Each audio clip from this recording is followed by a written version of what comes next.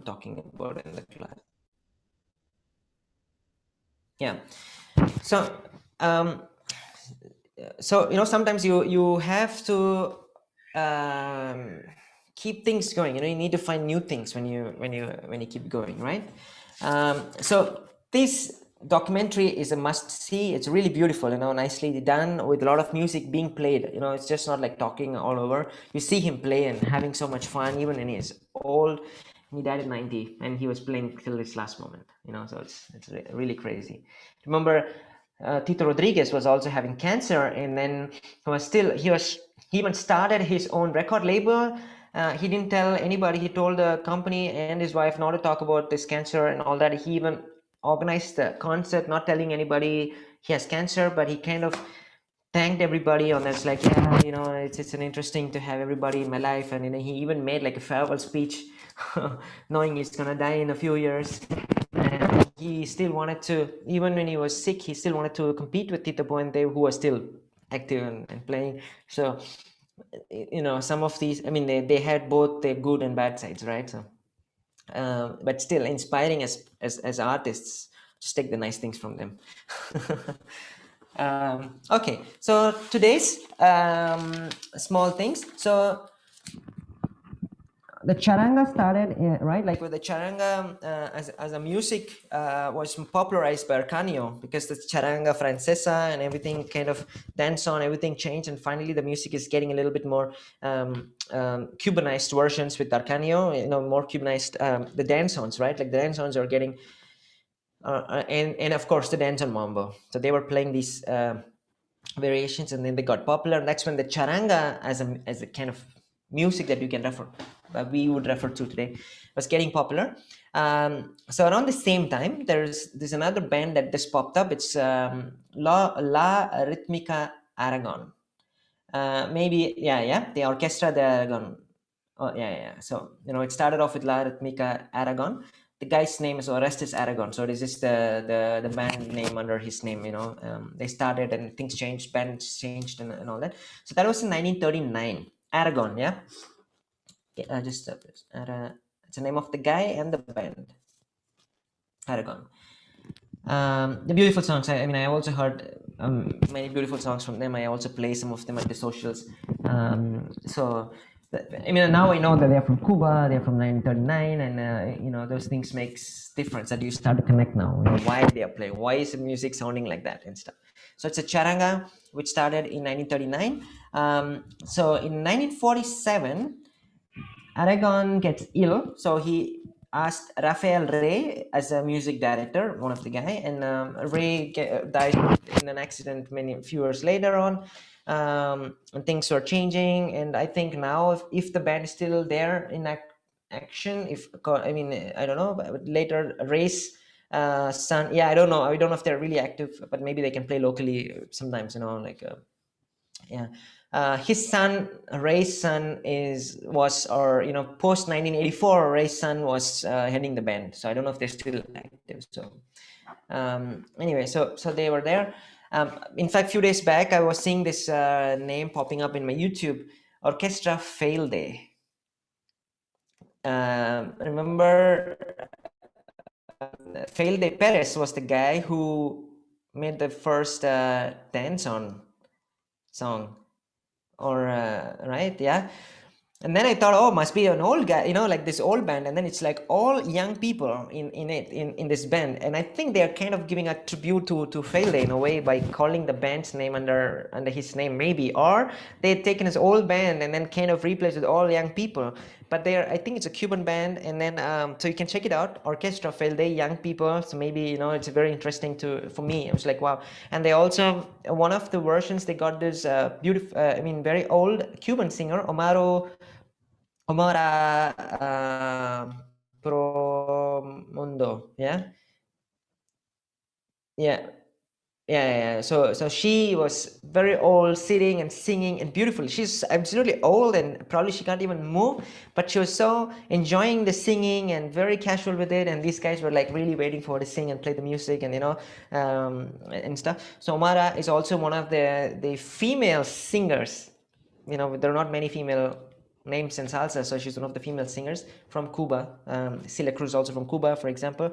Um, Before Celia Cruz, you have Graciel, who is Machito's wife or sister. Yeah, Graciel. Yeah. So there are very few names, very few female names in salsa.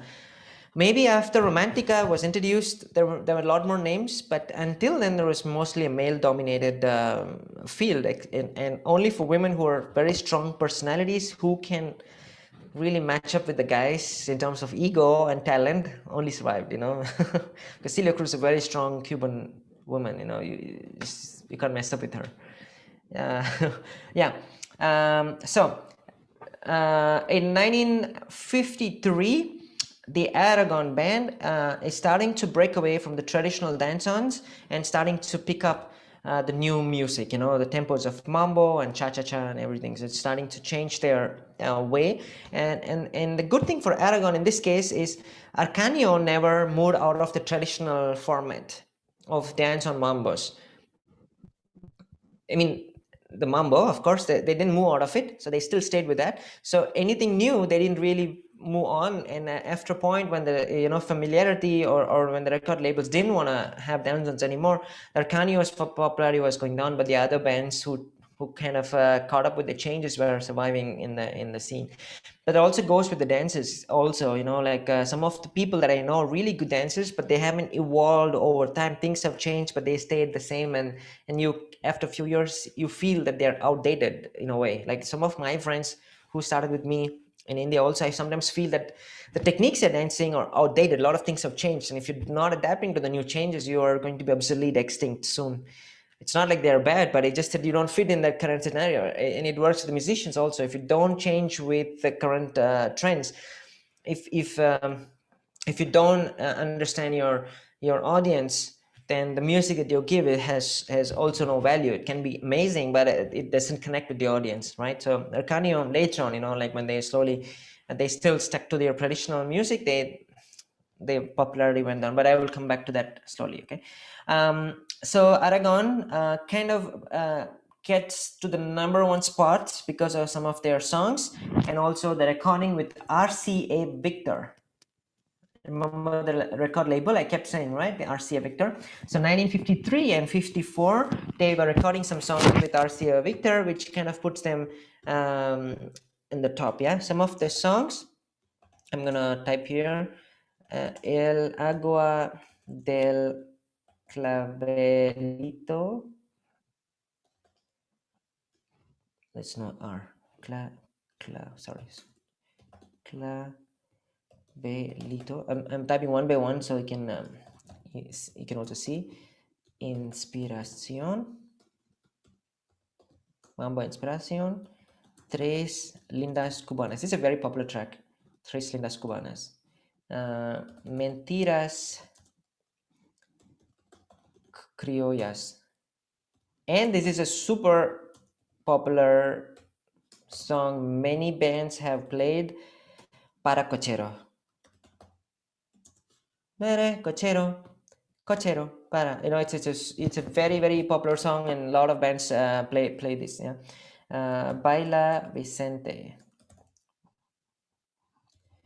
Okay, if you couldn't find the song, then probably it's because of my wrong spelling. Corazas. This is a same song, okay? Sepa za sos. Wow. I don't know where do they get these names from.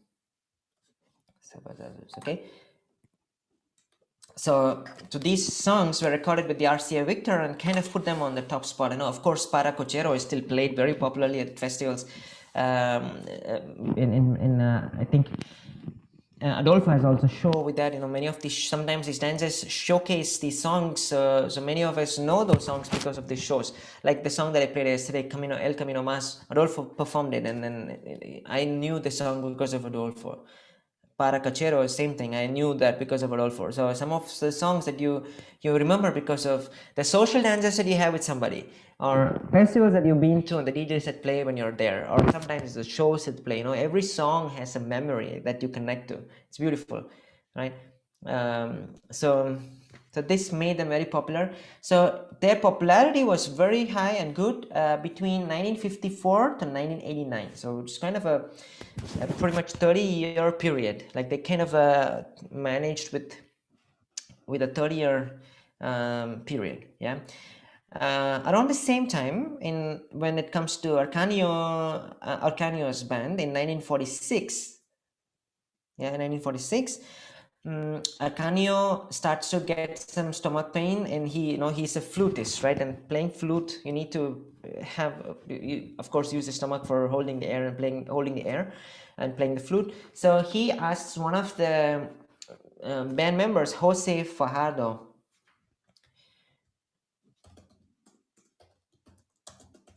I have a separate section or chapter on him, so maybe I might give you more information about him in the next session.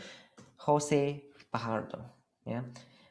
He is also flutist, and he also, for pachanga charanga, I think he did a lot in that. I also had one, Jose Fajardo. He was also playing with Antonio Mario Romeo. Antonio Mario Romeo was there in last week's session. What did he do? So Romeo added the first guy to bring in piano. That's the guy. So yeah, Jose Fajardo was also playing for Romeo's band. So then he was in Arcanio's band, and Arcanio asked him to replace him in the meantime. And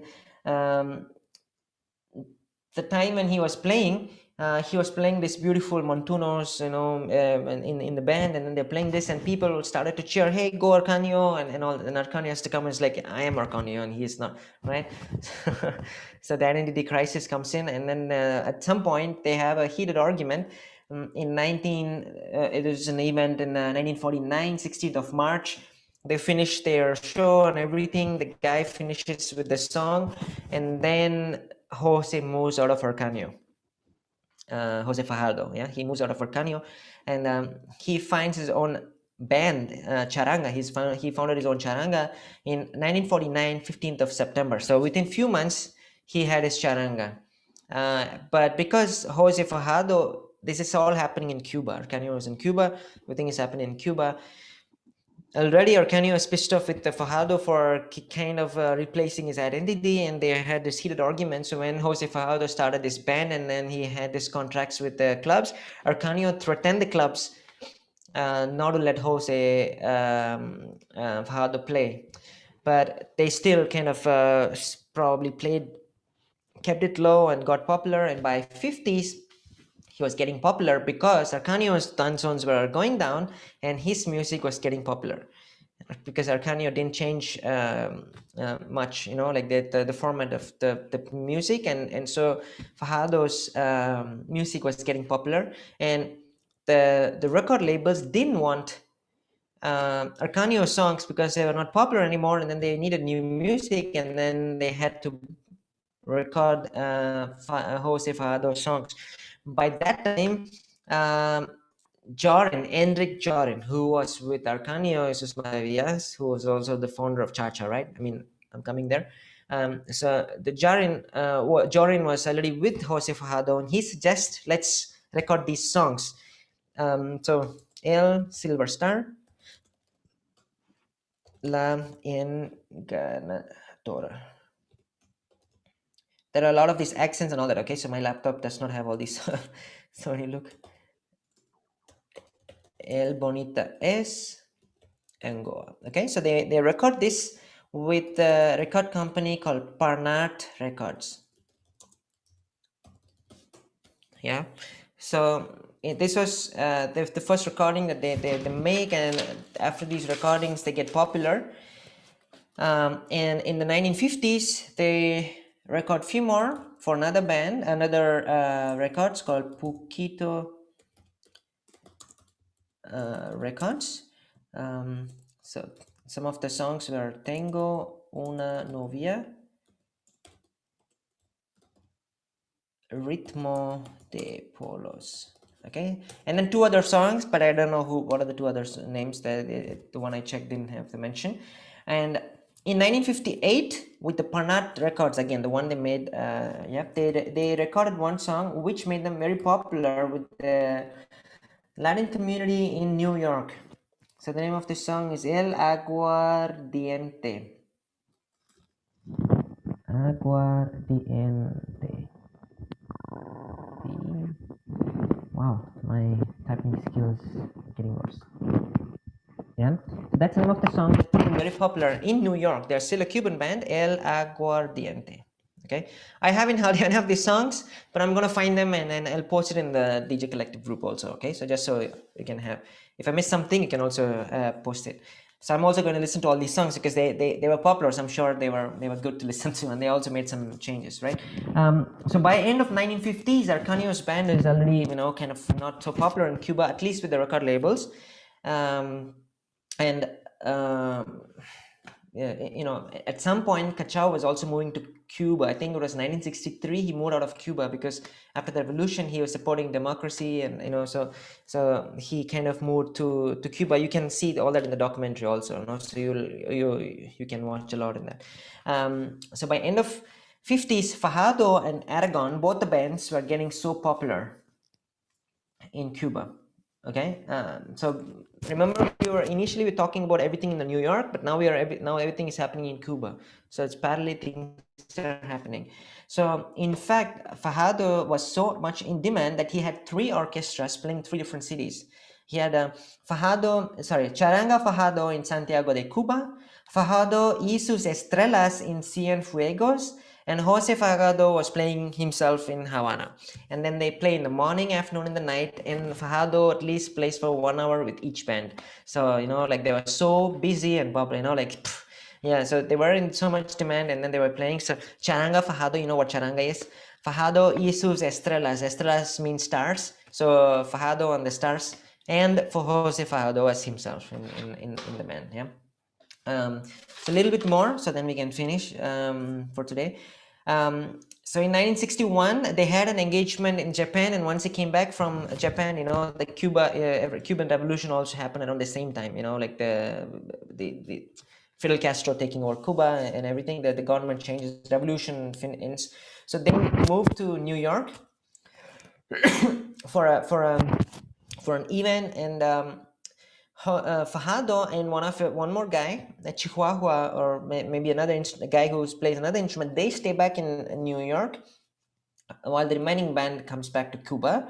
And Jose starts 2 bands in USA, one in Miami and one in New York. He moved to Miami, but he also had a band in Miami and New York. So they, he's like a band leader, right? He's just creating bands and more bands and bands everywhere he has been. In Cuba, he has 3 bands, and in US, he has 2 bands. So you can look for him because he was also later very popular in the US after the 1960s, because I think he was contributing a lot to Pachanga also.